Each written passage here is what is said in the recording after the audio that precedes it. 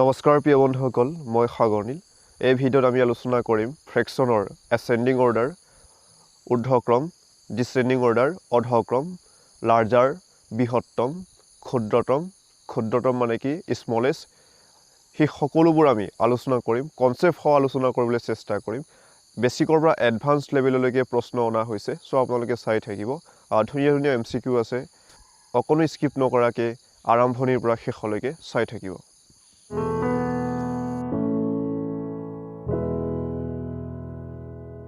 আমি এই ভিডিঅ'ত আলোচনা কৰিম বৃহত্তম আৰু ক্ষুদ্ৰতম, ঊৰ্ধ্বক্ৰম আৰু অধক্ৰম। ইয়াত দেখা পাইছে 2/12, 6/12, 3/12, 8/12। এই ফ্ৰেকশ্যনবোৰৰ আটাইতকৈ ডাঙৰ ফ্ৰেকশ্যনটো কি হ'ব বা আটাইতকৈ সৰু ফ্ৰেকশ্যনটো কি হ'ব, তাৰমানে কি বৃহত্তম ফ্ৰেকশ্যনটো কি হ'ব বা ক্ষুদ্ৰতম ফ্ৰেকশ্যনটো কি হ'ব বা ঊৰ্ধ্বক্ৰমত সজালে কি হ'ব বা অধক্ৰমত সজালে কি হ'ব, এনেধৰণৰ কুৱেশ্যন লৈ আনিছোঁ, আপোনালোকে চাই থাকিব। এতিয়া প্ৰথমে এইটো আমি ডিছকাছ কৰিবলৈ চেষ্টা কৰিম। চাওক 12, 12, 12, 12 ইয়াত চবতে ছেইম আছে। লাষ্ট ভিডিঅ'ত আমি আলোচনা কৰিছিলোঁ হৰ যদি ছেইম থাকে তেতিয়া এই ভগ্নাংশবোৰক আমি কি বুলি কওঁ, হৰ যদি ছেইম থাকে তেতিয়া এই ভগ্নাংশবোৰক আমি কি বুলি কওঁ, সদৃশ ভগ্নাংশ বুলি কওঁ। তাৰমানে কি লাইক ফ্ৰেকশ্যন। লাইক ফ্ৰেকশ্যনৰ ক্ষেত্ৰত চাব, হৰ ছেইম থাকিলে ওপৰটোলৈ লক্ষ্য কৰিব, লবটোলৈ লক্ষ্য কৰিব। লব ইয়াতে 2, 3, 6, 8। কোনটো সৰু হৈছে 2, চ' কি হ'ব 2/12টোৱে কি হ'ব, সৰু হ'ব। আৰু ইয়াত কোনটো ডাঙৰ হৈছে, লবটো চাওক, লব 8, 8টো ডাঙৰ হৈছে, চ' কি হ'ব 8/12, এইটোৱে কি হ'ব, ডাঙৰ ফ্ৰেকশ্যন হ'ব। আশা কৰিছোঁ আপোনালোকে ধৰিব পাৰিছে। প্ৰশ্নত এনেকৈ আহিব পাৰে, তলত দিয়া ভগ্নাংশবোৰক ঊৰ্ধ্বক্ৰমত সজোৱা বা অধক্ৰমত সজোৱা, বা এনেকৈও আহিব পাৰে বৃহত্তম ফ্ৰেকশ্যনটো কি হ'ব বা ক্ষুদ্ৰতম ফ্ৰেকশ্যনটো কি হ'ব, আমি কৰিবলৈ চেষ্টা কৰিম। এতিয়া আমি ঊৰ্ধ্বক্ৰমত সজালে কেনেকৈ সজাম, মানে সৰুৰ পৰা ডাঙৰলৈকে সজাম। ইয়াত 12, 12, 12 ছেইম আছে, চ' কি হ'ব, ওপৰত যিটো সৰু হ'ব, ওপৰৰ লবৰ সংখ্যা যিটো সৰু হ'ব, এইটোৱে কি হ'ব, এই ফ্ৰেকশ্যনটোৱে সৰু হ'ব। চ' 2/12টো কি হ'ব, সৰু হ'ব। প্ৰথমে আমি ঊৰ্ধ্বক্ৰমত সজাবলৈ চেষ্টা কৰিম এছেণ্ডিং অৰ্ডাৰত।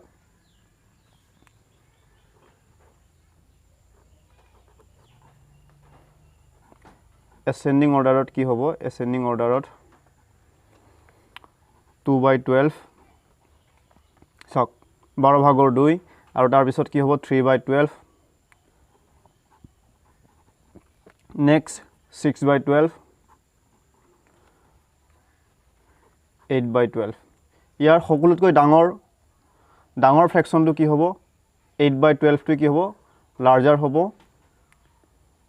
লাৰ্জাৰ। আৰু লিষ্টটো কি হ'ব 2/12, তাৰমানে ক্ষুদ্ৰতম, বা ইংৰাজীত কি বুলি কওঁ, লিষ্ট বুলি কওঁ বা স্মলেষ্ট বুলিও কওঁ, ক্ষুদ্ৰতম। সেইটো কি হ'ব, বৃহত্তম। আৰু এই যিটো অৰ্ডাৰটো এছেণ্ডিং অৰ্ডাৰ, সৰুৰ পৰা আমি ডাঙৰলৈকে সজাইছোঁ। অধক্ৰমত সজালে কি হ'ব, চাওক হ'ব ডাঙৰৰ পৰা সৰুলৈকে সজাব লাগে। কোনটো ডাঙৰ, 8/12টো ডাঙৰ, 8/12, তাৰপাছত 6/12, 3/12, 2/12। আশা কৰিছোঁ আপোনালোকে ধৰিব পাৰিছে। বা এনেকৈও সজাব পাৰে 8/12 গ্ৰেটাৰ দেন, তাৰমানে কি চাওক 5 আৰু 8 এই সংখ্যাটো কোনটো ডাঙৰ, 8 ডাঙৰ। এতিয়া লেছ দেন আৰু গ্ৰেটাৰ দেন চিম্বলটো চাওক, কোনটো চিম্বল আপুনি ইয়াতে আপুনি পুট কৰিব, এইটো চিম্বল পুট কৰিব লাগিব। যিটোৰ ফালে ডাঙৰ ফালে মুখ মেলাকৈ আপুনি চিম্বলটো দিব লাগিব। তাৰমানে কি 5 লেছ দেন 8, সৰু ফালে কি হ'ব, নেগেটিভটো দেখুৱাই থাকিব লাগিব। আশা কৰিছোঁ আপোনালোকে এইটো জানে। নেক্সট কি 6/12 গ্ৰেটাৰ দেন 3/12, গ্ৰেটাৰ দেন 2/12। এনেকৈও সজাব পাৰে, ডাঙৰৰ পৰা সৰুলৈকে সজাইছে। এইটো কি হ'ব, ডিচেণ্ডিং অৰ্ডাৰ, ইংৰাজীত ডিচেণ্ডিং অৰ্ডাৰ বুলি ক'ম, আৰু এইটো কি হ'ব, এছেণ্ডিং অৰ্ডাৰ। নেক্সট প্ৰশ্নটো লৈছোঁ 3/7, 4/7, 1/7, 2/7, 5/7। ঊৰ্ধ্বক্ৰমত সজালে কি হ'ব, এছেণ্ডিং অৰ্ডাৰত সজালে কি হ'ব, চাওক ইন এছেণ্ডিং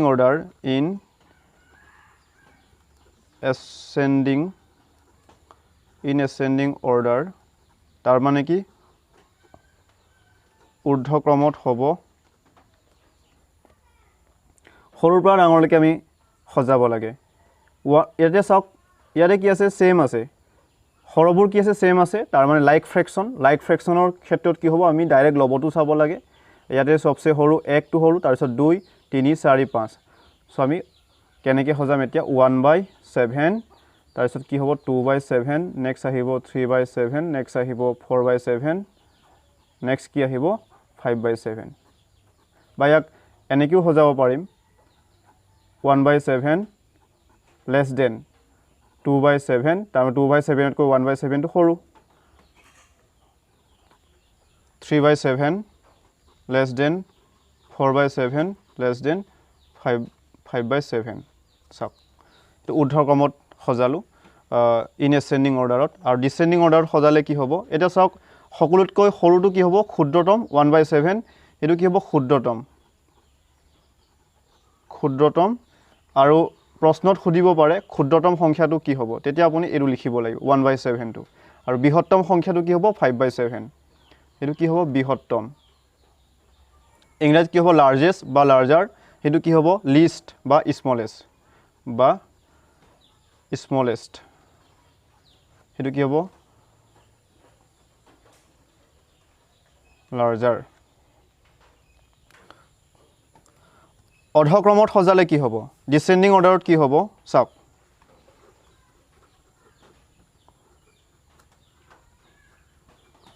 অৰ্ধক্ৰমত হ'ব উল্টাকে সজালে হৈ গ'ল উল্টাকে আমি সজাই দিম ডিসেন্ডিং অৰ্ডাৰটো সৰুৰ পৰা ডাঙৰলৈকে সজালৈ সো উল্টাকে সজালে হৈ গ'ল 5/7 4/7 তাৰ পিছত 3/7 নেক্সট 2/7 1/7 বা এনেকৈও সজাব পাৰে 5/7 greater than 4/7 greater পৰীক্ষাত এনেকৈও আহিব পাৰে বা এনেকৈও আহিব পাৰে সো মই দুটাই লিখি দিব চেষ্টা কৰিছো 3/7 2/7 1/7 এটো অৰ্ধক্ৰমত তাৰ মানে কি ইংৰাজীত কি হ'ব ডিসেন্ডিং অৰ্ডাৰ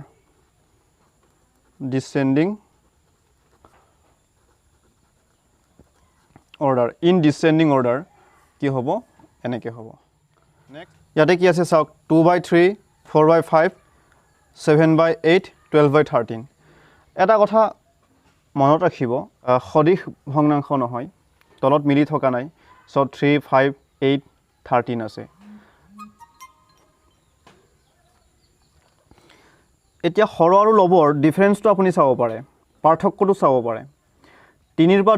আৰু 2 ৰ ডিফাৰেন্স কিমান আছে 1 মানে ব্যৱধান কিমান 1 তাৰ মানে মই কি ক'ব বিচাৰিছো 3 ৰ পৰা 2 বিয়োগ কৰিলে কিমান হ'ব 1 হ'ব ইয়াত কি আছে 4 আৰু 5 আৰু 7 আৰু 8 12 আৰু 13 প্ৰতিটো চাওক লব আৰু হৰটোৰ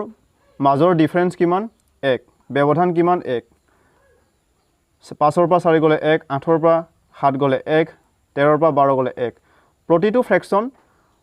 ফ্ৰেকশন হৰ আৰু লবৰ মাজৰ ব্যৱধান কিমান 1 হৈছে তাৰ মানে সমান হৈছে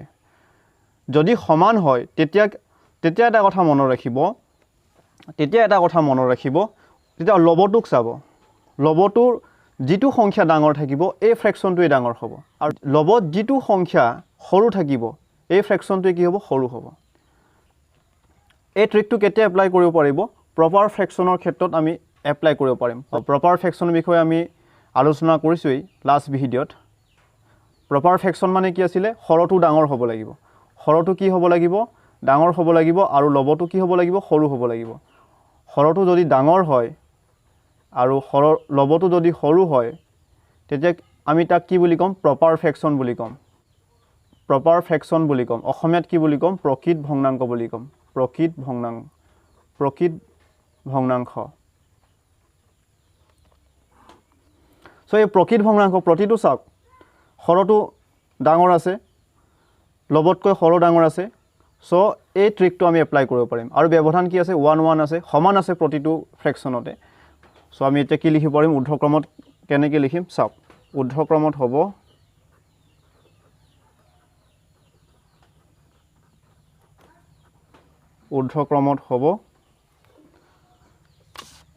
এটা লবটো চাওক 2 4 7 12 সো আমি প্ৰথমে কি লিখিম 2/12 3টোৱে সকলোতকৈ সৰু হ'ব নেক্সটত 4/5 নেক্সটত কি হ'ব 7/8 নেক্সটত 12/13 এসেন্ডিং অৰ্ডাৰতে দিয়া আছে বা আমি কেনেকৈ লিখিব 2/3 less than 4/5 less than 7/8 less than 12/13 descending অৰ্ডাৰত কি হ'ব এতিয়া অধক্ৰমত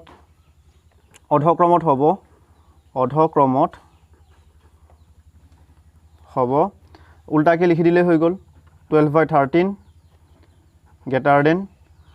7/8 greater than 4/5 greater than 2/3 এটা এটা কথা মনত ৰাখক এইটো লিষ্ট হ'ব লিষ্ট মানে ক্ষুদ্ৰতম হ'ব ক্ষুদ্ৰতম আৰু এইটো কি হ'ব বৃহত্তম হ'ব বৃহত্তম বা ইংৰাজীত কি হ'ব লাৰ্জেষ্ট বা লাৰ্জাৰ হ'ব ইয়াতে চাওক 5/6 7/8 13/14 27/28 কি ফ্ৰেকশন প্ৰপাৰ ফ্ৰেকশন প্ৰকৃত ভগ্নাংশ হয় হৰবোৰ ডাঙৰ আছে এটা ব্যৱধান কিমান আছে 5/6 ইয়াতো 1 আছে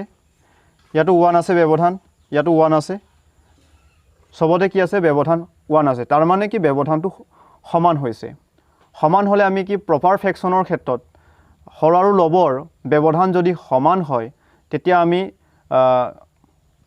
তেতিয়া কি হয় লবত যিটো সংখ্যা সৰু থাকে এই ফ্ৰেকশনটো কি হ'ব সৰু হ'ব আৰু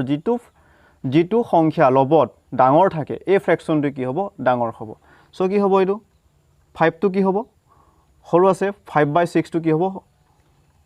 আমি এসেন্ডিংত কেনেকৈ হজাম এতিয়া 5/6 ঊৰ্ধ্বক্ৰমত কেনেকৈ হজাম ক্ৰমত হ'ব বা ইংৰাজীত কি হ'ব ইন ascending order ঊৰ্ধ্বক্ৰমত কি হ'ব এতিয়া 5/6 তাৰ পিছত কি হ'ব 7/8 13/14 27/28 বা এনেকেও লিখিব পাৰিব ঊৰ্ধ্বক্ৰমত 5/6 less than 7/8 less than 13/14 less than এতে অৰ লিখক বা 27/28 এটা চাওক প্ৰশ্নত যদি সোধে স্মলেষ্ট কোনটো বা ক্ষুদ্ৰতম কোনটো হ'ব বা সকলোতকৈ সৰু কোনটো হ'ব 5/6 টো এই ফ্ৰেকশনবোৰৰ সকলোতকৈ সৰু ফ্ৰেকশনটো হ'ব 5/6 এটো ক্ষুদ্ৰতম আৰু এটো কি হ'ব বৃহত্তম সকলোতকৈ ডাঙৰ এই ফ্ৰেকশনবোৰৰ সকলোতকৈ ডাঙৰটো এটো কি হ'ব বৃহত্তম বা ইংৰাজীত কি হ'ব লাৰ্জেষ্ট অধক্ৰমত কি হ'ব উল্টাকে কৰিলে হৈ গ'ল অধক্ৰমত কি হ'ব অধক্ৰমত হ'ব 27/28 greater than 13/14 greater than 7/8 greater than 5/6 এতে চাওক 7/9 5/7 3/5 14/16 এইটো প্ৰপাৰ ফ্ৰেকশনে হয় আটাইবোৰ প্ৰপাৰ ফ্ৰেকশন হয় প্ৰকৃত ভগ্নাংশ মানে কি হৰটো ডাঙৰ হ'ব লাগিব ইয়াতে প্ৰতিটো ভগ্নাংশ চাওক হৰবোৰ কি আছে লবতকৈ ডাঙৰ আছে ইয়াৰ ব্যৱধানবোৰ চাওক সমান আছে নেকি ব্যৱধান কিমান আছে 9 আৰু 7 ৰ ব্যৱধান কিমান 2 ব্যৱধান মানে কি 9 ৰ পৰা 7 বিয়োগ কৰিলে কিমান হ'ব 2 হ'ব ইয়াতো চাওক ব্যৱধান চাওক 7 ৰ পৰা 5 বিয়োগ কৰিলে কিমান হ'ব 2 5 ৰ পৰা 3 বিয়োগ কৰিলে কিমান হ'ব 2 ব্যৱধান 2 ইয়াতে 16 ৰ পৰা 14 বিয়োগ কৰিলে কিমান হ'ব 2 প্ৰপাৰ ফ্ৰেকশন গোটেইখিনি তাৰ পিছত লব আৰু হৰৰ ব্যৱধান কিমান আছে 2 2 2 আছে মানে সমান আছে তেতিয়া সমান থাকিব তেতিয়া আমি কি বুলি কৈছিলো লবটো চাব লাগে লবটো যিটোত সৰু সংখ্যা থাকে লবত যিটো সৰু সংখ্যা থাকিব এই ফ্ৰেকশনটো কি হ'ব সৰু হ'ব সো কি হ'ব লবত 3 টো সৰু ইয়াতে 5 7 3 14 আছে 3 টো সৰু সো কি হ'ব 3/5 টো কি হ'ব এই ফ্ৰেকশনটো সকলোতকৈ সৰু হ'ব নেক্সটত কি আহিব 5/7 আহিব তাৰ পিছত কি হ'ব 7/9 আহিব তাৰ পিছত 14/16 তাৰ মানে 14/16 টো আটাইতকৈ কি হ'ব ডাঙৰ হ'ব আমি এতিয়া ঊৰ্ধ্বক্ৰমত সজাবলৈ চেষ্টা কৰিম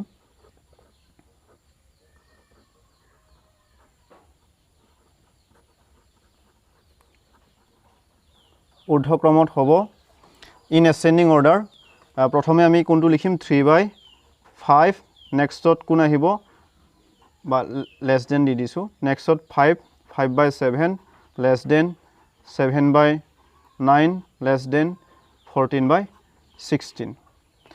চাওক এইটো সকলোতকৈ কি হ'ব সৰু হ'ব লিষ্ট হ'ব আৰু এইটো সকলোতকৈ কি হ'ব বৃহত্তম হ'ব তাৰমানে ডাঙৰ হ'ব কি হ'ব বৃহত্তম বা ইংৰাজীত কি হ'ব লাৰ্জেষ্ট এতিয়া আমি ঊৰ্ধ্বক্ৰমত সজালোঁ আৰু ইয়াৰ ক্ষুদ্ৰতম উলিয়ালোঁ বৃহত্তম উলিয়ালোঁ অধক্ৰমত সজালে কি হ'ব অধক্ৰমত সজালে হ'ব আপোনালোকে গমেই পাইছে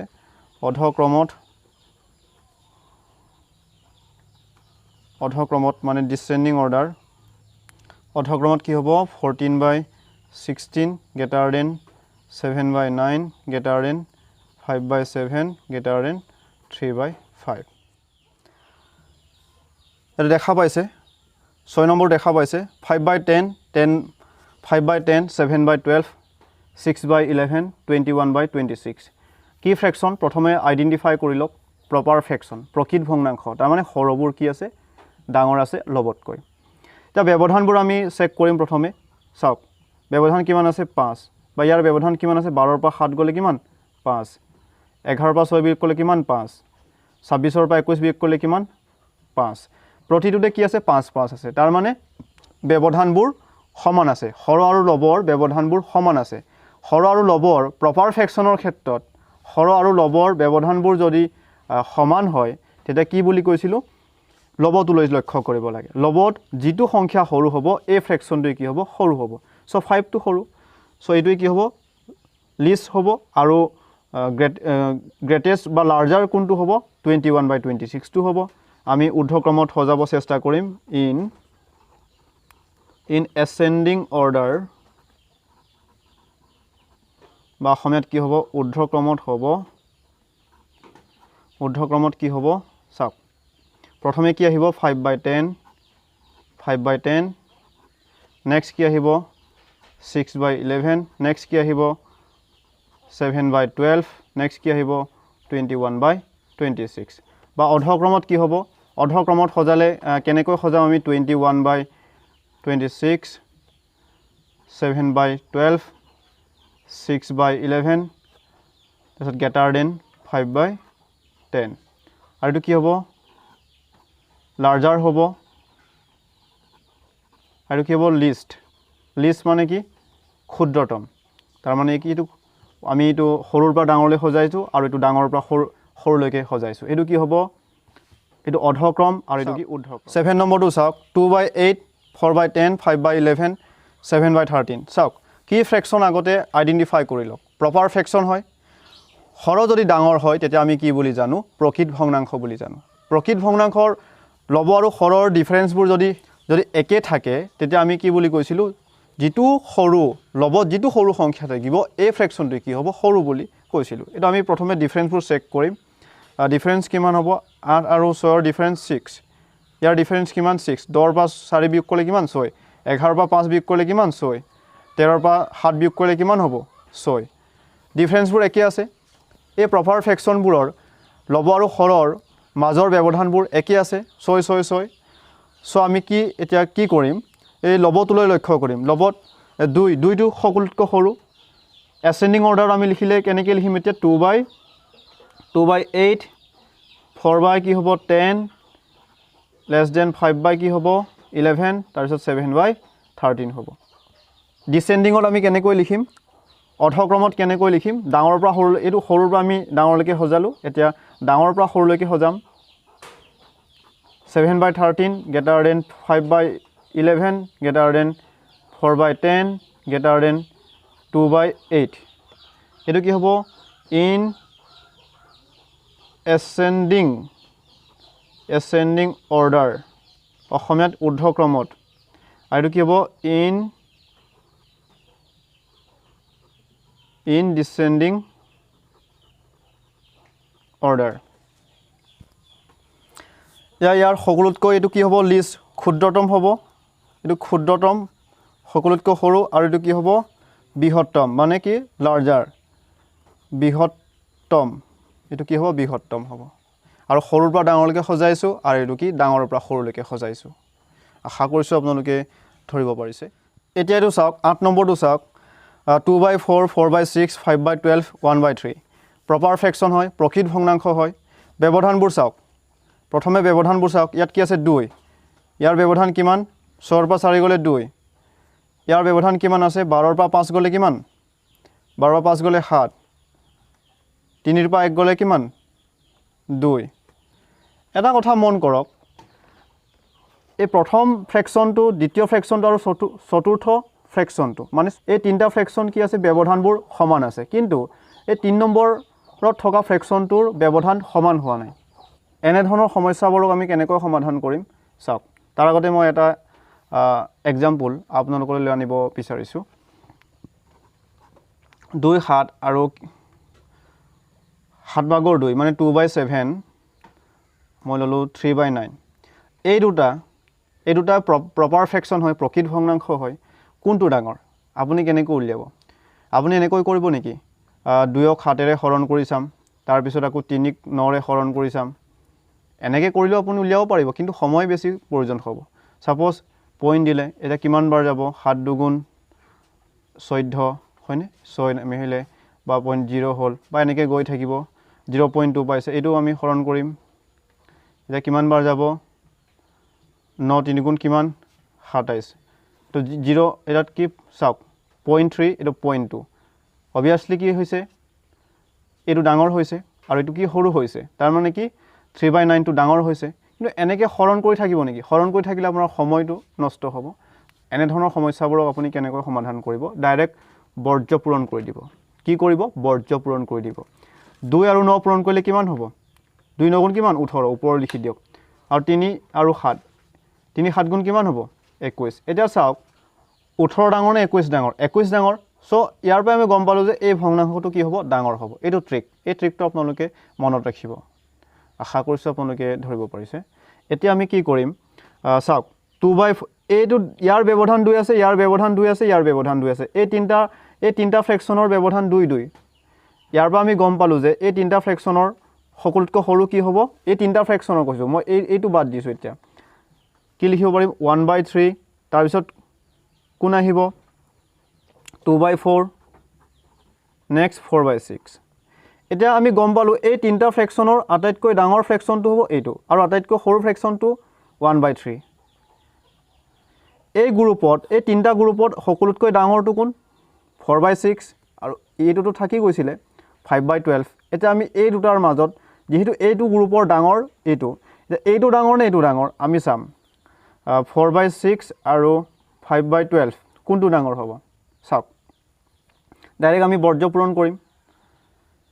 4 বাৰং কিমান হ'ব 4 বাৰং 48 48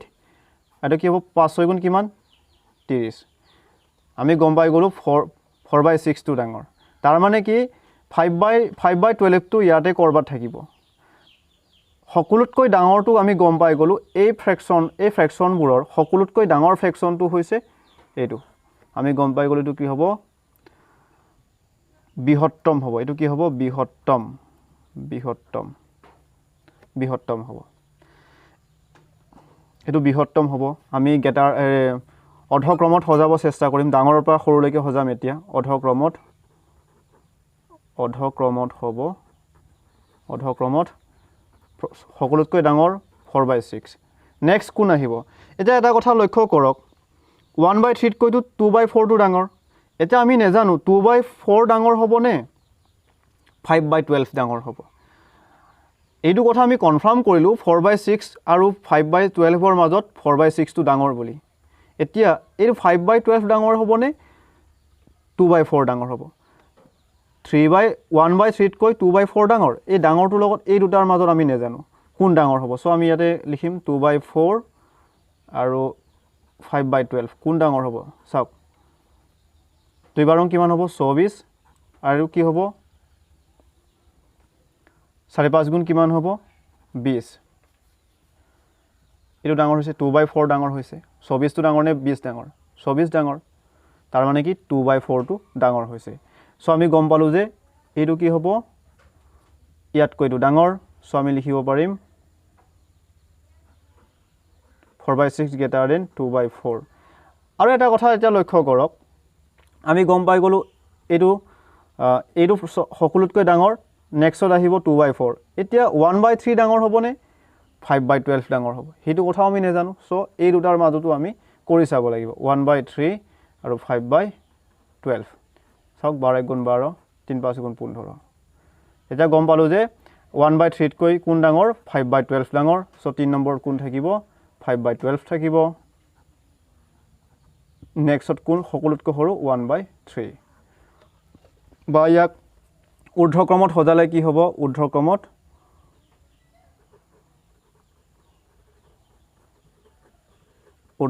কি হ'ব 1/3 less than 5/12 less than 2/4 less than কি হ'ব 4/6 হেতু সকলোতকৈ সৰু ক্ষুদ্ৰতম আৰু 4/6 টো সকলোতকৈ ডাঙৰ হেতু কি হ'ব বৃহত্তম আৰু এটো কি হ'ব অৰ্ধক্ৰমত সজালে ডাঙৰ পৰা সৰুলৈকে সজাইছো আৰু এটো কি সৰুৰ পৰা ডাঙৰলৈকে সজাইছো এই অংকটোক এই সমস্যাবোৰ আৰু এটা মেথডেৰে আপুনি কৰিব পাৰিলে হেতেন চাওক কেনেকৈ কৰিব দুটা মেথড মই আপোনালোকক ক'বলৈ চেষ্টা কৰিম আপুনি যেটো মেথড ভাল পায় এই মেথডে এক্সামত এপ্লাই কৰিব চাওক মই 2 নম্বৰ মেথডটো আপোনালোকক ক'বলৈ গৈ আছো এতিয়া কি চাওক এই হৰবোৰৰ লসাগুলক মানে হৰবোৰক আপুনি সেম কৰিবলৈ চেষ্টা কৰক মানে কি লাইক ফ্ৰেকশন কৰিবলৈ আপুনি চেষ্টা কৰক এটা চাওক 4 6 12 3 লসাও কিমান হ'ব 4 6 12 3 লসাও কি হ'ব এই তিনটা সংখ্যাৰ আপুনি 12 টোকে লসাগু বুলি ধৰি ল'ব পাৰে 12 টো আমি লসাগু ধৰি ললো এতিয়া বাকি সংখ্যাবোৰে কিন্তু হৰণ যাব লাগিব তেতিয়াহে এই ডাঙৰ সংখ্যাটো লসাগু হ'ব এটো ট্ৰিক আছিল আগৰ ভিডিঅ'ত আমি আলোচনা কৰিছোই আপোনালোকে চাব পাৰে 4 ৰে হৰণ যাব নাই 4 3 গুণ 12 সো কেনসেল হ'ল 6 ৰে যাব নাই 6 2 গুণ 12 কেনসেল গল 3 ৰে যাব নাই হৰণ 3 4 গুণ 12 সো আমি গম পালো 12 টোই কি হ'ব এই চাৰিটা সংখ্যাৰ লসাগু হ'ব এলসিএম কি হ'ব 12 হ'ব এলসিএম এটো শৰ্ট ট্ৰিক হয় বা আপুনি এনে হৰণ পদ্ধতিটো কৰিব পাৰে যদিটো আপুনি বুজি পোৱা নাই এনেকেও কৰিব পাৰে এই চাৰিটাৰ কমন কি আহিব কমন আহিব জানো চাৰিটা সংখ্যাৰ কমন উৎপাদক আহিবনে তিনটাৰ আহিব চাৰিটাৰ নাহে আমি এটা কথা জানো দুটা সংখ্যাৰো যদি কমন আহে তেতিয়া কমন ল'ব পাৰো তিনটাৰ আহিব 4 6 12 আহিব 2 ললো এই তিনটা 2 দুগুণ কিমান হ'ব 4 2 3 গুণ 6 2 4 গুণ 2 6 গুণ কিমান হ'ব 2 6 গুণ 12 এতিয়া তিনিটো আনকমন হৈ থাকিলে তিনিটো নামি আহিব এতিয়া চাওক তিনটা সংখ্যাটো কমন আহিব 3 6 3 ৰ কমন আহিব সো 3 কমন ললো 3 1 গুণ 3 3 2 গুণ 6 3 1 গুণ 3 এই দুইটো আনকমন হৈ থাকিলে হেতু কি হ'ব নামি আহিব এতিয়া চাওক দুটাটোৰ কমন আহিব 2 2 সো 2 লব পাৰিব আপুনি 2 1 গুণ 2 2 1 গুণ 2 এক একটো নামি আহিব সো এই বাহিৰবোৰ আপুনি পূৰণ কৰি দিয়ক কিমান পাব 2 3 গুণ 6 6 গুণ 12 একৰ লগত 12 পূৰণ কৰিলেটো 12 হ'ব সো ইয়াৰ এলসিএম কিমান পালো 12 এটো হৰণ পদ্ধতিত এনেকৈ আমি উলিয়াম বা এটো শৰ্ট ট্ৰিক ইয়াৰ ওপৰত ভিডিও বনাই থোৱা আছে অলৰেডি আপোনালোকে ডেসক্ৰিপচন বক্সত গৈ চাব পাৰিব মই লিংক দি দিম আমি লসাগু 12 বুলি গম পালো এতিয়া কি কৰিম চাওক 2/4 ইকুৱেল আমি কি লিখিব পাৰিম 4 লগত কিমান পূৰণ কৰিলে 12 হ'ব 4 3 গুণ 12 হয়নে ইয়াতে কি আছিল 2/4 আছিল 2/4 ইয়াত কি আমি পূৰণ কৰিছো 3 পূৰণ কৰিছো 3 কিয় পূৰণ কৰিছো মানে হৰবোৰক আমি 12 কৰিবলৈ গৈ আছো সো 3 পূৰণ কৰিছো ওপৰটো 3 পূৰণ কৰিব লাগিব কিমান হ'ব 2 3 গুণ 6 4 3 গুণ কিমান হ'ব 12 হয়নে ইয়াৰ সমমান ভগ্নাংশ 6/12 পালো এটা ইয়াৰ সমমান ভগ্নাংশ আমি হৰত 12 থকাকে উলিয়াব লাগে 6 ৰ লগত কিমান পূৰণ কৰিলে 12 হ'ব চাওক 2 ইয়াত 2 পূৰণ কৰিছে ওপৰটো আপুনি 2 পূৰণ কৰিব লাগিব তেতিয়া ইয়াৰ মানটো সেম থাকিব আশা কৰিছো আপোনালোক ধৰিব পাৰিছে 4 গুণ কিমান হ'ব 8 নেক্সট 5/12 হেতুটো 12 টো আছেই তলত সো কৰাৰ প্ৰয়োজন নাই নেক্সট কি আছে 1/3 আছে এটো কৰাৰ প্ৰয়োজন নাই সো আমি ডাইৰেক্ট এনেকৈ লিখি দিছো নেক্সট 1/3 টো চাওক কি কৰিব লাগিব 3 লগত কিমান পূৰণ কৰিলে 12 হ'ব 4 ইয়াৰ ওপৰত 1 আছে 4 আমি পূৰণ কৰিছোঁ সো ওপৰত 4 পূৰণ কৰিব লাগিব কিমান হ'ব 3 4 গুণ 12 4 গুণ কি হ'ব 4 এতিয়া এই কেইটা চাওক 12 12 12 12 সেম হল কিনে আমি এটা কথা জানো সদিশ ভগ্নাংশ মানে কি আছে লাইক ফ্ৰেকশন হৰবোৰ কি হ'ব লাগিব সেম থাকিব লাগিব এতিয়া হৰবোৰ সেম হৈ গ'ল সেম কৰিলো আমি এটা লবটোলৈ চাব লাগে 4 4 5 8 6 সকলোতকৈ ডাঙৰ কি হ'ব চাওক 8 টো ডাঙৰ হৈছে সো কি হ'ব 8/12 টোৱে ডাঙৰ হ'ব 8/12 ফ্ৰেকশনটোৱে ডাঙৰ হ'ব এই ফ্ৰেকশনটোৰ সমমান ভগ্নাংক কি আছিল এইটো সো আমি গম পাই গলো কি হ'ব 4/6 টোৱে সকলোতকৈ ডাঙৰ হ'ব নেক্সটত কোন আহিব 8 ৰ পাছত এটো 6 হয়নে 6/12 এই ফ্ৰেকশনটোৱে কি হ'ব নেক্সটত আহিব অৰ্ধক্ৰমত সজালে সো ইয়াৰ সমমান ভগ্নাংক কি 2/4 নেক্সটত কোন আহিব 6 আৰু 5 আহিব আমি ডাঙৰৰ পৰা সৰুলৈকে সজাইছো চাওক অৰ্ধক্ৰমত সজাইছো অৰ্ধক্ৰমত সজাইছো ডাঙৰৰ পৰা সৰুলৈকে নেক্সট 5/12 5/12 এ আছে নেক্সট কি হ'ব 4/12 তাৰ মানে ইয়াৰ সমমান ভগ্নাংক কি আছিল একচুয়াল 1/3 টো আছিল কি হ'ব 1 কি আছিল 1/3 4/12 ৰ সমমান ভগ্নাংক কি 1/3 ইয়াক যদি আমি এসেন্ডিংত সজাও এসেন্ডিং অৰ্ডাৰত ঊৰ্ধ্বক্ৰমত যদি সজাও ঊৰ্ধ্বক্ৰমত কি হ'ব সৰুৰ পৰা ডাঙৰলৈকে সজালে হৈ গ'ল সৰু কোনটো আছিল এতিয়া উল্টাকে লিখিলে হৈ গ'ল 1/3 less than 5/12 less than 2/4 less than 4/6 আশা কৰিছো আপোনালোকে ধৰিব পাৰিছে মই দুটা মেথড আপোনালোকলৈ লৈ আনিব চেষ্টা কৰিলো আপুনি যেটো মেথড ভাল পায় এই মেথডে এক্সামত এপ্লাই কৰিব বা যেটো বেছি এপ্ৰোপ্ৰিয়েট লাগে হেতুৱে এপ্লাই কৰিব প্ৰেক্টিস কৰিব এনে ধৰণৰ প্ৰশ্ন আপোনালোকে প্ৰেক্টিস কৰিব পাৰে আৰু এনেকা ধৰণৰ প্ৰশ্ন আহিব সো আপোনালোকলৈ লৈ আনিব চেষ্টা কৰিলো হেতু কি হ'ব সকলোতকৈ ডাঙৰ আৰু কি হ'ব সকলোতকৈ সৰু হেতু কি হ'ব লিষ্ট মানে কি সকলোতকৈ সৰু আৰু এটো কি হ'ব লাৰ্জেষ্ট লাৰ্জাৰ বুলিও ক'ব পাৰিম 9 নম্বৰটো চাওক ইয়াত কি আছে 3/12 5/16 3/8 2/48 কি মেথড এপ্লাই কৰি আপুনি এতিয়া সমাধান কৰিব চাওক এলসিএম মেথড এপ্লাই কৰিব নেকি এলসিএম মেথড এপ্লাই কৰিব পাৰিম যেহেতু চাওক আৰু ইয়াৰ ব্যৱধানবোৰ চাওক 3 আৰু 4 ব্যৱধান কিমান 9 ব্যৱধানবোৰ কি আছে মিলি থকা নাই হয়নে ব্যৱধানবোৰ মিলি থকা নাই 5 আৰু 16 ৰ ব্যৱধান কিমান 11 সো মিলি থকা নাই এতিয়া আমি কি কৰিম কি মেথড এপ্লাই কৰিম দুটা মেথড আমি কৰিবলৈ চেষ্টা কৰিম আপুনি যেটো মেথড বেছি ভাল পায় এই মেথডটো এপ্লাই কৰিব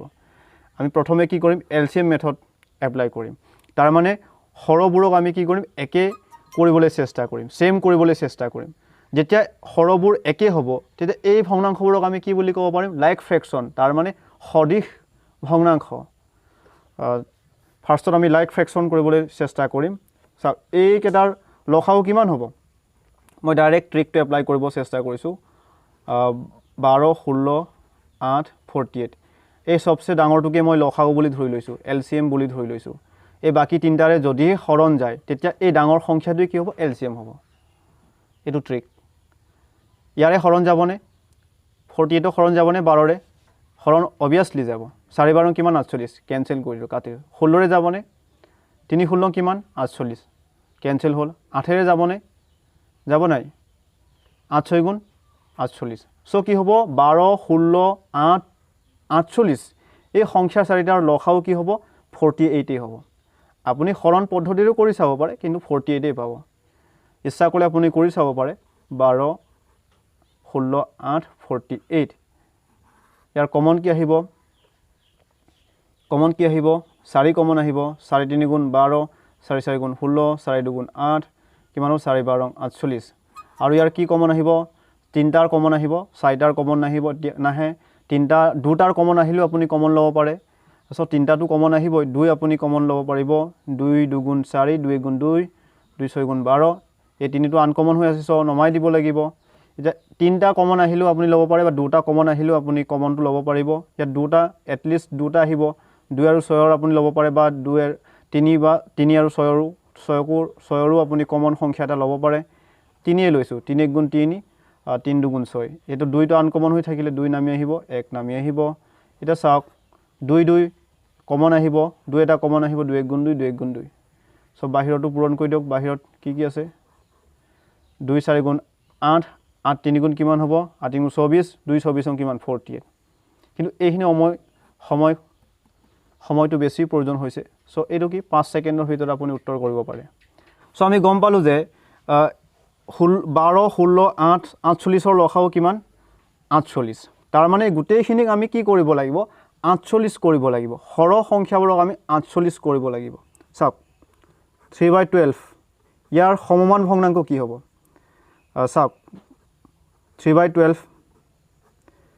তলত আমি কি পূৰণ কৰিম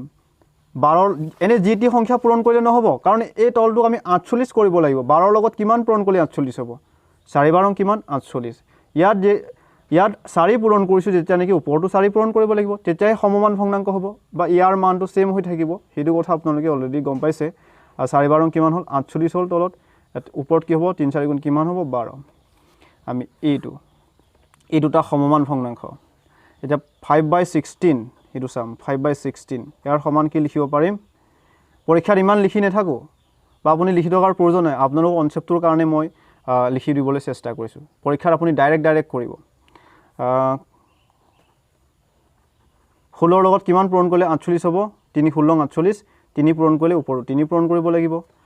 3 16 48 পালো 5 3 গুণ কিমান হ'ব 15 পালো হয়নে নেক্সট কি 3/8 কি আছে 3/8 3/8 টু চাওক 8 লগত কিমান পূৰণ কৰিলে 48 হ'ব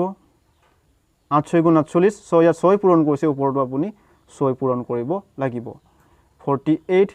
6 3 গুণ কিমান হ'ব 18 হ'ব এটা চাওক এটোটো আছে 48 আছে সো আপুনি ডাইৰেক্ট লিখিব পাৰে এটো 48 হয়নে বা ডাইৰেক্ট এটো কি হ'ব ইয়াক কৰাৰ প্ৰয়োজন নাই সবতে 48 47 এটা মিলিছে এই ভগ্নাংশবোৰ কি হ'ল এতিয়া লাইক ফ্ৰেকশন হ'ল সদিশ ভগ্নাংক হ'ল যেতিয়া নেকি সদিশ ভগ্নাংক হ'ব তেতিয়া ওপৰ লবটো চাব লাগে লবটো যিটো সংখ্যা সৰু হ'ব এইটোই সৰু হ'ব বুলি আমি পাই আহিছো এটা চাওক 2 18 15 12 কোনটো সৰু 2 সৰু সো কি হ'ব 2/48 এই ভগ্নাংকটি সকলোতকৈ সৰু হ'ব লিষ্ট হ'ব এটো আৰু সকলোত এটো কি হ'ব লিষ্ট হ'ব আৰু সকলোতকৈ ডাঙৰ কি হ'ব চাওক 18 15 12 18 ডিভাইডেড বাই 48 ইয়াৰ সমমান ভগ্নাংক কি আছিল এইটো 3/8 হেতু কি হ'ব সকলোতকৈ ডাঙৰ হ'ব বৃহত্তম হ'ব এটো বৃহত্তম আমি এসেন্ডিং অৰ্ডাৰত সজাব চেষ্টা কৰিম চাওক একেবাৰে সৰুটো এটো ইয়াৰ চাওক 2/48 লেস দেন নেক্সট কোন আহিব এটো 12 12ৰ সমমান ভগ্নাংক কি আছিল 3/12 লেস দেন 12ৰ পাছত কি আহিব 15 15ৰ সমমান ভগ্নাংক কি 5/16 লেস দেন নেক্সট কি আহিব 18/48ৰ সমমান ভগ্নাংক 3/8 আশা কৰিছো আপোনালোকে ধৰিব পাৰিছে বা ইয়াক অৰ্ধক্ৰমত যদি লিখিব কয় তেতিয়া আপুনি উল্টাকে লিখি দিলে হৈ গল অৰ্ধক্ৰমত লিখিব ক'লে 2 নম্বৰ প্ৰশ্ন দেখা পাইছে ইয়াতে কি আছে 9/12 3/11 10/13 7/15 এটা চাওক প্ৰপাৰ ফ্ৰেকশন হয় তাৰ মানে প্ৰকৃত ভগ্নাংশ হয় ইয়াৰ ডিফাৰেন্সবোৰ চাওক 9 আৰু 12ৰ ডিফাৰেন্স কিমান হ'ব 3 হয়নে 3 আৰু ইয়াত কিমান আছে 3 আৰু 11ৰ ডিফাৰেন্স কিমান হ'ব 4 হ'ব মিলি থকা নাই বা ইয়াত কিমান 3 আছে ইয়াৰ ডিফাৰেন্স কিমান আছে 3 ও 3 3 মিলিছে এই দুটা ইয়াৰ ডিফাৰেন্স কিমান হ'ব 8 15 আৰু 7ৰ ডিফাৰেন্স ব্যৱধান কিমান 8 এই দুটা মিলিছে অল এই দুটাৰ ডিফাৰেন্স মিলিছে কিন্তু এই দুটাৰ ডিফাৰেন্স নাই মিলা এটা কথা মন কৰিব এইটো আমি গম পাই গলো 9/12 আৰু 10/13 এই দুটা কি আছিল এই দুটা প্ৰপাৰ ফ্ৰেকশন হয় আৰু ইয়াৰ ব্যৱধান দুটা মিলিছে তাৰ মানে মই কি ক'ব বিচাৰিছো 9/12 আৰু 10/13 ইয়াৰ ডিফাৰেন্স কিমান ব্যৱধান কিমান 12ৰ পৰা 9 গলে কিমান থাকিব 3 থাকিব আৰু 13ৰ পৰা 10 গলে কিমান 3 লব আৰু হৰৰ ব্যৱধানটো কি হৈছে একে হৈছে লব আৰু হৰৰ ব্যৱধান যেতিয়া একে হ'ব তেতিয়া লবত যিটো সংখ্যা সৰু থাকিব এই ভগ্নাংশটো কি হ'ব সৰু হ'ব সো এই দুটাৰ মাজত যদি মই কওঁ এই দুটাত কি হ'ব এটো সৰু হ'ব এটো ডাঙৰ হ'ব ডাইৰেক্ট এনেকৈ লিখি দিব পাৰো 10/13 টু 9/12 কৈ ডাঙৰ হ'ব তে এই দুটাৰ মাজত চাম এই দুটা আমি ইয়াতে লিখিলো এই দুটা লিখিম কি আছে 3/11 আৰু 7/15 ঠিক আছে এই দুটাৰ মাজত কোন ডাঙৰ হ'ব এতিয়া এলচিএম মেথড আমি এপ্লাই কৰিলে অসুবিধা পাম যেহেতু 15 আৰু 11 এলচিএম বহুত হ'ব এই দুটা পূৰণ কৰিব লাগিব সো এটো বহুত ডাঙৰ সংখ্যা পাম সো আমি ডাইৰেক্ট কি কৰিম বৰ্জ্য পূৰণ এই মেথডটো এপ্লাই কৰিম 5 3 15 কিমান হ'ব 45 আৰু 7 11 কিমান 7 11 কিমান হ'ব 77 গম পাই গলো ইজিকে গম পাই গলো 7/15 সংখ্যাটো 7/15 ফ্ৰেকশনটো ডাঙৰ 3/11 কৈ যেহেতু 77 টো ডাঙৰ 45 কৈ আমি গম পাই গলো এইটো ডাঙৰ হয়নে আৰু ইয়াৰ কোনটো ডাঙৰ এইটো ডাঙৰ এটা কথা মন কৰক মই আপোনালোকৰ সুবিধাৰ্থে এটা এক্সাম্পল ল'ব বিচাৰিছো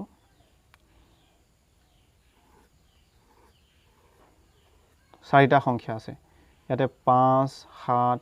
2 8 এই সংখ্যা চাৰিটা আছে এটা সকলোতকৈ কোন ডাঙৰ আপুনি এনেকৈ কৰিব নোৱাৰিবনে এই দুটাৰ কোন ডাঙৰ বা দুজনৰ মাজত আপুনি কম্পেয়াৰ কৰিছে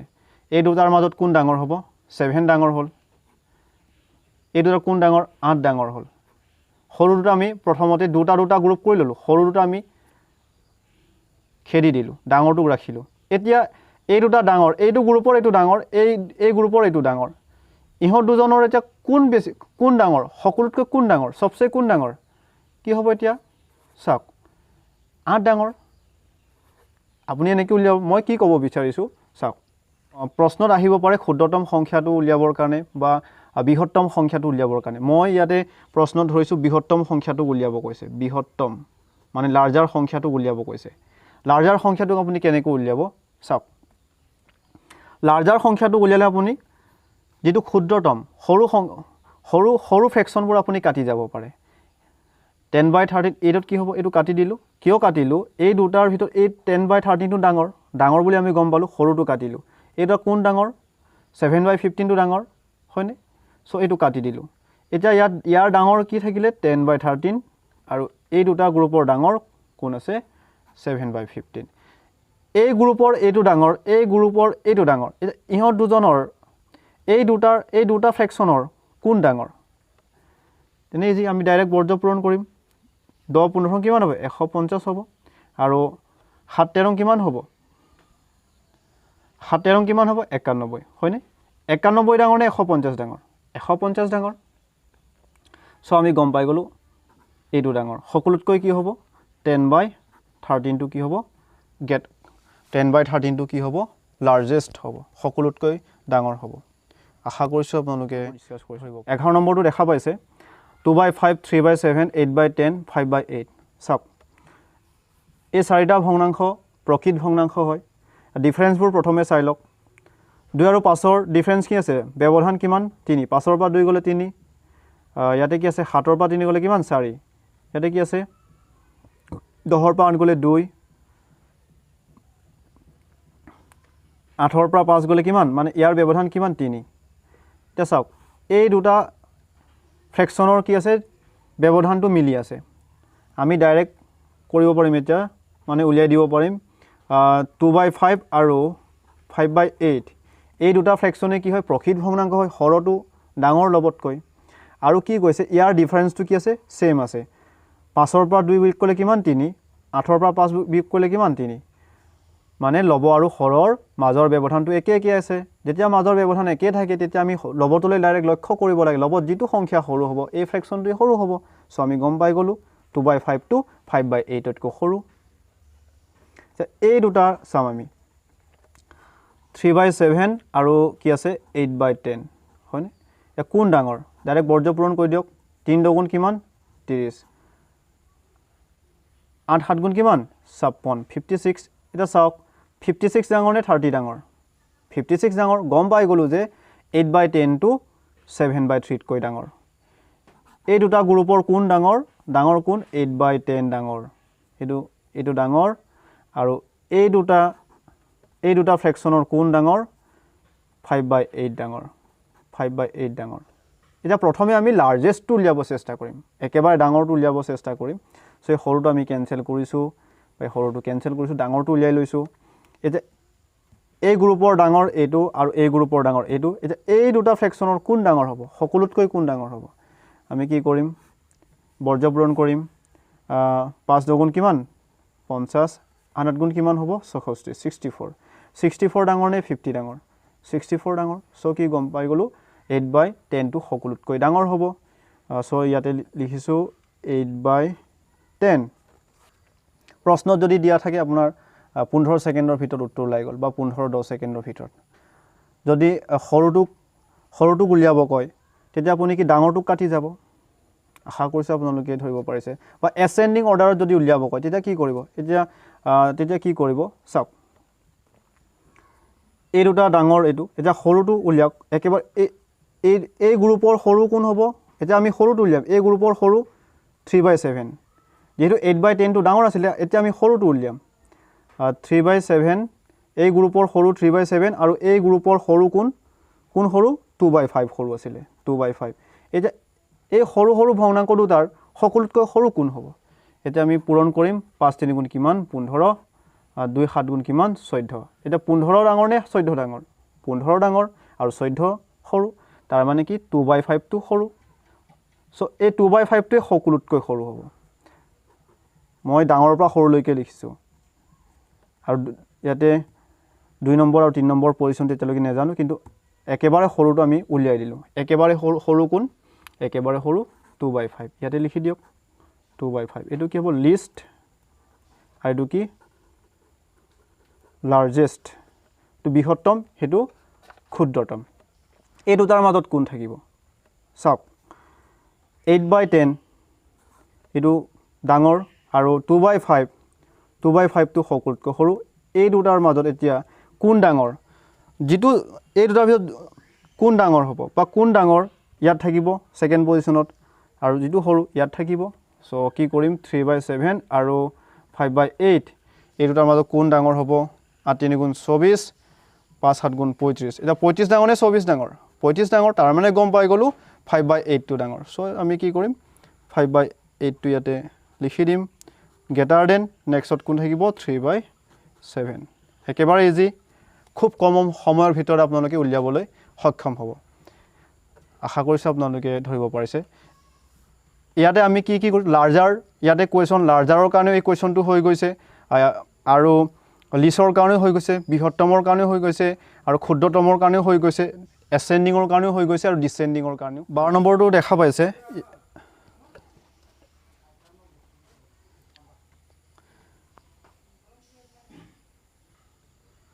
চাওক এই প্ৰশ্নটো আপোনালোকে কেনেকৈ সমাধান কৰিব বা এনে ধৰণে যদি আহে আপুনি কেনেকৈ সলভ কৰিব 1999 ত এইটো প্ৰশ্ন আহিছিল CGL ত চাওক এই চাৰিটা ফ্ৰেকশনে কি প্ৰপাৰ ফ্ৰেকশন হয় মানে কি মই কি ক'ব বিচাৰিছো সৰটো লবতকৈ ডাঙৰ আৰু ব্যৱধানবোৰ চাওক 9 আৰু 13 ৰ ব্যৱধান কিমান 4 ইয়াৰ ব্যৱধান 17 আৰু 26 ৰ ব্যৱধান কিমান 9 তাৰ ব্যৱধানবোৰ মিলি থকা নাই 28 29 ইয়াৰ ব্যৱধান 1 33 52 টো ব্যৱধান বহুত মিলি থকা এটাও ব্যৱধান মিলি থকা নাই কি কৰিব আপুনি প্ৰথমে কি কৰিব দুটা লক দুটা কম্পেয়াৰ কৰক চাওক ইয়াতে কি আছে 9 কি আছে 9/13 আছে আৰু ইয়াতে 17 কি আছে 26 আছে হয়নে এই দুটা পূৰণ কৰক এটা চাওক 26 আৰু 9 পূৰণ কৰিব লাগে 17 আৰু 13 আপুনি পূৰণ কৰিব পাৰে প্ৰশ্ন আহিলে আপুনি কেনেকৈ কৰিব এস্টিমেট ভ্যালু ল'ব পাৰে এম খুব কম সময়ৰ ভিতৰত কেনেকৈ সলভ কৰিব 26 ৰ এস্টিমেট ভ্যালু কি ল'ব পাৰে আপুনি 30 ধৰিব পাৰে বা 9 ৰ কি ধৰিব পাৰে 10 এস্টিমেট ভ্যালুটো আপোনালোকে জানে 17 ৰ মই কি ল'ম 20 ল'ম 13 ৰ কি ল'ম 10 এটা কি চাওক পূৰণ কৰক 30 আৰু 10 পূৰণ কৰিলে কিমান 3 1 গুণ 3 শূন্য দুটা আছে তাৰ মানে 300 এস্টিমেট ভ্যালু লৈছো 300 টো একদম 9 আৰু 26 ৰ পূৰণফলৰ হেৰি 26 আৰু 9 ৰ পূৰণফল নহয় 300 টো এটো কি 300 টো এস্টিমেট ভ্যালু 17 আৰু 13 তাৰ মানে কি 17 ৰ এস্টিমেট ভ্যালু 20 লৈছো আৰু 13 ৰ 10 লৈছো 20 আৰু 10 পূৰণ কৰিলে কিমান হ'ব 2 1 গুণ 2 হয়নে শূন্য দুটা 200 এটা চাওক 200 টো এস্টিমেট এটা ভ্যালু 200 ডাঙৰ নে 300 ডাঙৰ 300 ডাঙৰ তো ইয়াৰ পৰা গম পালো যে 9/13 টো কি হ'ব 9/13 টো কি হ'ব 17/26 তকৈ ডাঙৰ হ'ব এস্টিমেট ভ্যালুটো আপোনালোকে জানে চাওক 17টো 10ৰ ফালে ওচৰ আছে নে 20ৰ ফালে ওচৰ আছে 20ৰ ফালে ওচৰ আছে এটা 26টো চাওক 20ৰ ফালে ওচৰ হৈছে নে 30ৰ ফালে ওচৰ হৈছে 30ৰ ফালে ওচৰ হৈছে সো ওচৰত থকা ওচৰ যোন ফালে ওচৰ হৈছে এই সংখ্যাটোকে ল'ম মানে কি এটা 30 ইয়াতে 0 আছে বা 20 0 আছে সো 0 থাকিলে পূৰণ কৰিবলৈ সুবিধা হয় সেই কাৰণে আমি এস্টিমেট ভ্যালুটো লৈ লৈছো আশা কৰিছো আপোনালোকে ধৰিব পাৰিছে এই দুটাও আমি তেনেকৈ কৰিম 28 ইয়াতে কি আছে 28 upon 29 আৰু 33 upon কি আছে 52 আছে 28 ৰ এস্টিমেট ভ্যালু আমি ল'ম কি ল'ম 30 ল'ব পাৰিম 20 আৰু 30 কালৈ ওচৰ আছে 30 টো লৈ ওচৰ আছে সো 30 ললো 29 ৰ এস্টিমেট ভ্যালু কি হ'ব 30 হ'ব বা 33 আমি এস্টিমেট ভ্যালু কি ল'ব পাৰিম 30 আৰু 40 কাৰ ফালে ওচৰ 30 ৰ ফালে ওচৰ আছে 30 লৈ ললো 52 ৰ এস্টিমেট ভ্যালু আমি 50 ল'ব পাৰিম এতিয়া পূৰণ কৰক 5 আৰু 3 পূৰণ কৰিলে কিমান হ'ব 28 ৰ এস্টিমেট ভ্যালু 30 52 ৰ এস্টিমেট ভ্যালু 50 সো 5 আৰু 3 পূৰণ কৰি মই 00 টো পাছত বহাই দিম 5 3 গুণ কিমান হ'ব 15 00 বহাই দিয়ক 1500 হ'ল এটা 29 ৰ এস্টিমেট ভ্যালু 30 33 এস্টিমেট ভ্যালু 30 লৈছো 3 3 পূৰণ কৰক 00 পাছত বহাই দিব 3 3 গুণ কিমান হ'ব 9 00 বহাই দিয়ক 9 আশা কৰিছো আপোনালোকে ধৰিব পাৰিছে এটা চাওক 15 ক ডাঙৰ নে 9 ডাঙৰ 15 ক ডাঙৰ গম পাই গলো 28/9 টো 33/52 কৈ ডাঙৰ এটা ডাঙৰটো আমি উলিয়াম একেবাৰে ডাঙৰটো উলিয়াবলৈ চেষ্টা কৰিম চাওক 9/13 আৰু 20/29 এই গ্ৰুপৰ এইটো ডাঙৰ আৰু এই গ্ৰুপৰ এই ফ্ৰেকশনটো ডাঙৰ এই গ্ৰুপৰ এই ফ্ৰেকশন ডাঙৰ ফ্ৰেকশনটো আমি লিখিম 9/13 আৰু এই গ্ৰুপৰ ডাঙৰ ফ্ৰেকশন কি হ'ব 28/29 একেবাৰে ডাঙৰটো উলিয়াই লম প্ৰথমে আমি প্ৰশ্নত যদি ডাঙৰটো উলিয়াব কয় তেতিয়া সৰুটো কাটি গলে হৈ গল ইমান কৈ থকাৰ প্ৰয়োজন নাই বা প্ৰশ্নত ডাঙৰটোকে উলিয়াব কৈছে বুলি আমি ধৰি ললো ইয়াতে প্ৰশ্নত আছে যে তলত দিয়া ভগ্নাংশবোৰৰ বৃহত্তম ফ্ৰেকশনটো বাছি উলিয়া যদি তেনেকৈ কয় তেতিয়া আমি কেনেকৈ কৰিম এটোটো সৰু আছে এটো সৰুটো কেনসেল কৰিলো ডাঙৰটো এটা উলিয়াই দিলো ইয়াৰ পৰা কোন এই গ্ৰুপৰ এটো ডাঙৰ এই গ্ৰুপৰ এটো ডাঙৰ এটা এই দুটা ফ্ৰেকশনৰ কোন ডাঙৰ একেবাৰে ডাঙৰটো উলিয়াব লাগিব যেহেতু আমি ইয়াতে এস্টিমেট ভ্যালুটো লবলৈ অকমান অসুবিধা হ'ব যেহেতু ওচৰা-ওচৰিকে আছে তাৰ মানে কি 9 এস্টিমেট ভ্যালু লৈ 10 আকৌ ইয়াটো কি হ'ব 13 এস্টিমেট ভ্যালু 10 হ'ব বা ইয়াত 30 হ'ব ইয়াতো 30 হ'ব সো আমি এটো ডাইৰেক্ট পূৰণ কৰি দিম হয়নে তাৰ মানে কি 29 ৰ লগত 9 পূৰণ কৰিলে কিমান হ'ব 9 গুণ 81 1 8 উকলিলে 9 গুণ 18 9 গুণ কিমান 9 গুণ 18 হলে কিমান হ'ব 26 200 কিমান পালো 261 পালো এটা 13 28 পূৰণ কৰিলে কিমান পাম 28 আৰু 13 পূৰণ কৰিলে কিমান হ'ব চাওক 28 13 ডাইৰেক্ট মই এটা শাৰীত পূৰণ কৰিব চেষ্টা কৰিছো 8 13 কিমান হ'ব 104 কি 4 লিখিলো 10 কৰিলে 2 13 কিমান 26 ৰ লগত 10 যোগ কৰিলে কিমান হ'ব 36 হয়নে 300 কিমান পালো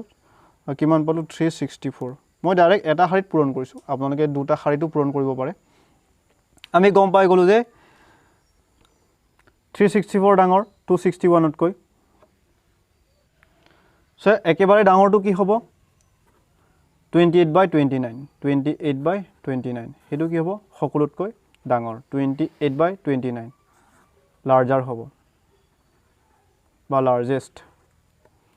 আশা কৰিছো আপোনালোকে ধৰিব পাৰিছে যদি একেবাৰে সৰু ক্ষুদ্ৰতমটো উলিয়াব কোৱা হলে আপুনি কেনেকৈ কৰিলে হেতেন চাওক তেতিয়া কি এই গ্ৰুপৰ এইটো সৰু আছিল আৰু এইটো গ্ৰুপৰ এইটো সৰু আছিল তেতিয়া সৰুটোৰ পৰা আমি সৰুটোক বাছি উলিয়াব লাগিব তেতিয়া এনেকৈ কৰিলতেন 17/26 আৰু এটো কি আছিল 33 কি আছিল 52 ইয়াৰ এস্টিমেট ভ্যালুটো আমি ল'ব পাৰিম চাওক ইয়াতে 20 ল'ব পাৰিম এটো 50 ল'ব পাৰিম এটো 30 ল'ব পাৰিম এস্টিমেট ভ্যালু এটো 30 ল'ব পাৰিম এটা পূৰণ কৰক 3 3 গুণ কিমান হ'ব 9 শূন্য দুটা দিয়ক 900 या 5 দুগুণ কিমান 5 দুগুণ 10 শূন্য দুটা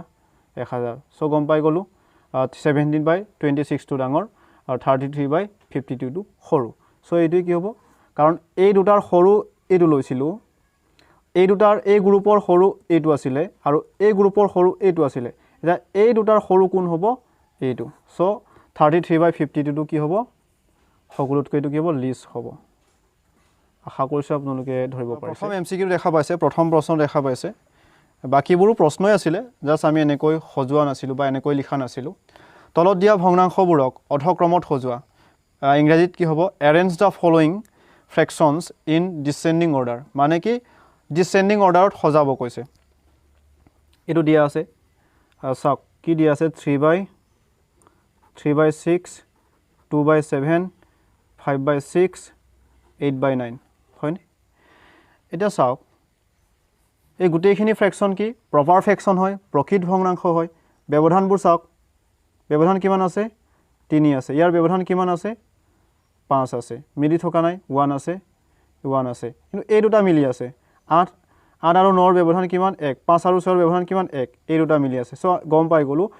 ব্যৱধান যদি হৰ আৰু লব ব্যৱধান যদি মিলি থাকে তেতিয়া লবটোৰ যিটো সৰু সংখ্যা থাকিব এই ফ্ৰেকশ্যনটোৱে সৰু হ'ব। চ' গম পাই গ'লোঁ 5/6 আৰু 8/9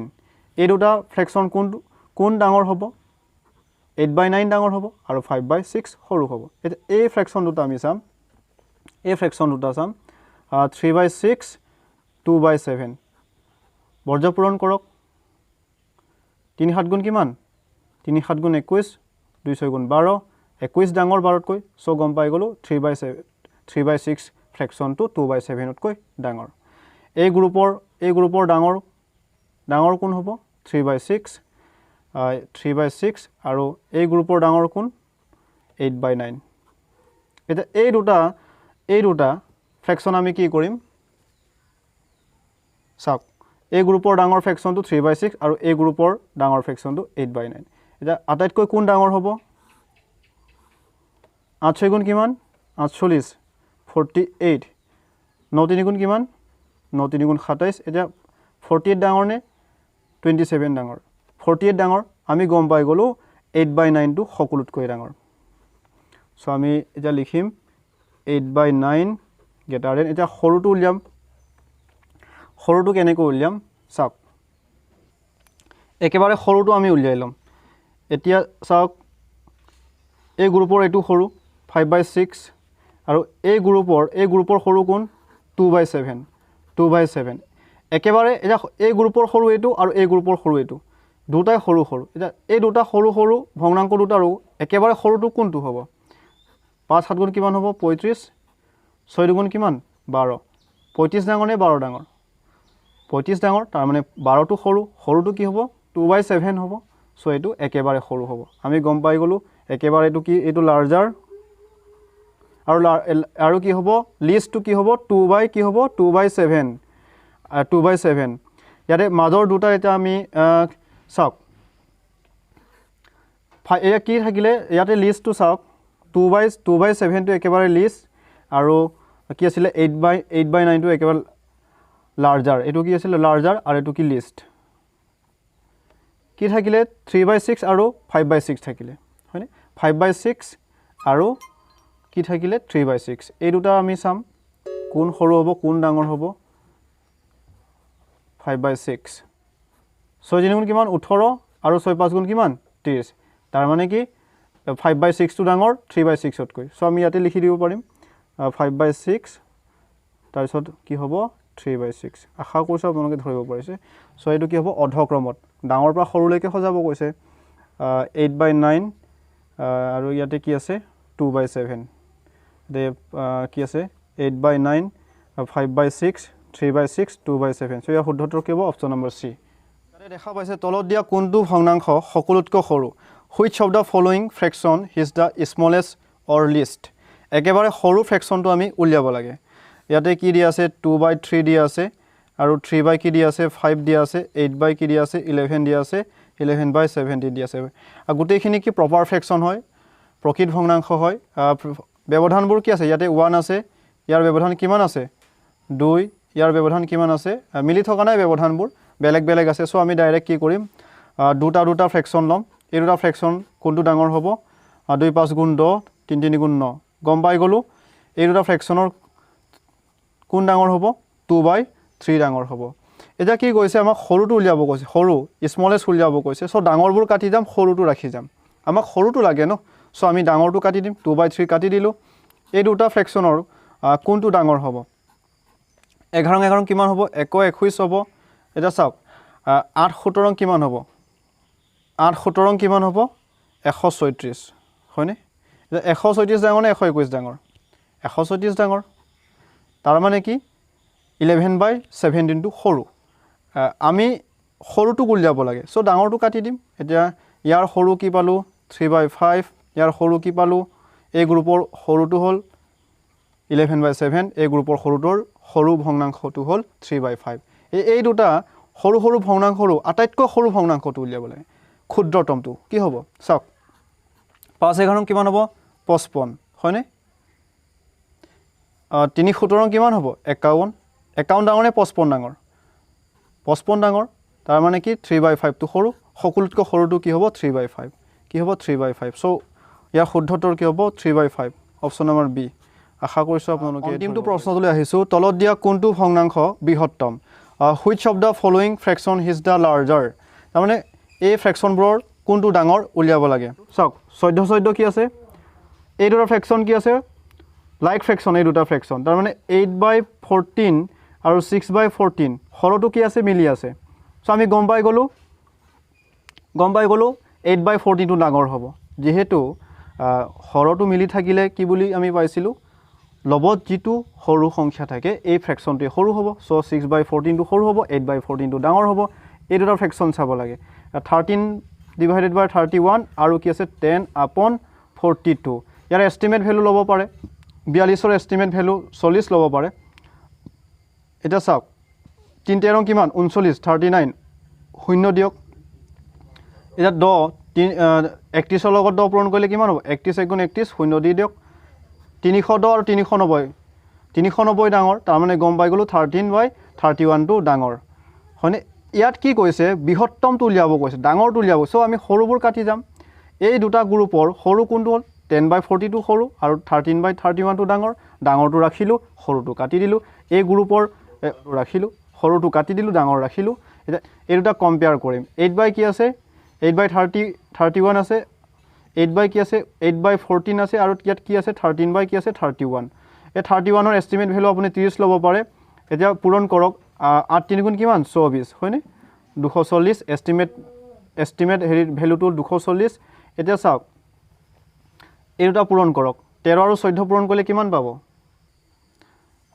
14 আৰু 13 13 14 কিমান 182 বা 13 আৰু 14 পূৰণ কৰিলে কিমান পাম 182 পাম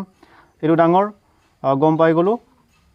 8/14 টো সকলোতকৈ ডাঙৰ হেতু কি হ'ব লাৰ্জেষ্ট সো 8/14 অপচন নম্বৰ এ আশা কৰিছো আপোনালোকে বুজি পাইছে আমি বেসিকৰ পৰা এডভান্স লেভেললৈকে আলোচনা কৰিলো এনে ধৰণৰ প্ৰশ্ন আহিব মোৰ এনে ধৰণৰ প্ৰশ্ন আপোনালোকে প্ৰেক্টিছ কৰিব আৰু মেথডবোৰ মনত ৰাখিব আশা কৰিছো আপোনালোকে ভাল পাইছে যদি হে ভিডিওটো ভাল পাইছে তেন্তে লাইক কৰিব শেয়াৰ কৰিব মোৰ চেনেলটো এতিয়াও যদি সাবস্ক্ৰাইব কৰা নাই সাবস্ক্ৰাইব কৰিব কাষত থকা বেল আইকনটো প্ৰেছ কৰিব আৰু ডেসক্ৰিপচন বক্সত টেলিগ্ৰামৰ লিংক দিয়া আছে টেলিগ্ৰাম চেনেলটো আপোনালোকে জয়েন কৰিব পাৰে মই তাত পিডিএফ ফাইলবোৰ শেয়াৰ কৰো আপোনালোকে টেলিগ্ৰাম চেনেলত সাগৰনীল টেলিগ্ৰাম চেনেল প্ৰশ্নটো আপোনালোকলৈ হোমৱৰ্ক হিচাপে ৰাখি দিলো আপোনালোকে কৰি চাবচোন এসেন্ডিং অৰ্ডাৰত কৰি চাব ডিসেন্ডিং অৰ্ডাৰটো কৰি চাব কি উলিয়াব লাগে লাৰ্জাৰটো উলিয়াব বৃহত্তমটো উলিয়াব আৰু ক্ষুদ্ৰতম উলিয়াব এসেন্ডিং অৰ্ডাৰ লিখিব ডিসেন্ডিং অৰ্ডাৰ লিখিব এই প্ৰশ্নটোৰ উত্তৰবোৰ আপোনালোকৰ পৰা মই বিচাৰিলো কমেন্ট বক্সত আপোনালোকে কমেন্ট কৰি জনাব